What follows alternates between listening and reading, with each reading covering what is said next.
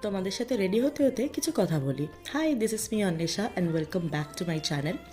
আজকে রেডি হচ্ছে, একটা জায়গায় যাচ্ছি, সেটা শেষ পর্যন্ত দেখলে তো বুঝতেই পারবে।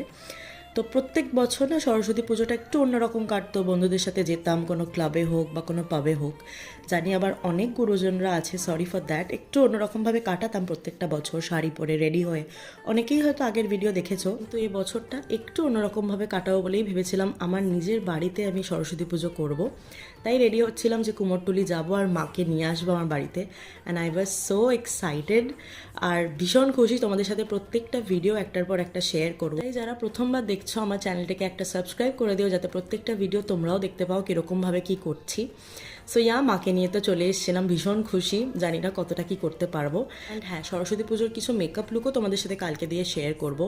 So stay tuned for that. তো that's it for today's video. ভালো লাগলে কিন্তু অবশ্যই লাইক করো। দেখা হচ্ছে নেক্সট ভিডিওতে। বাই।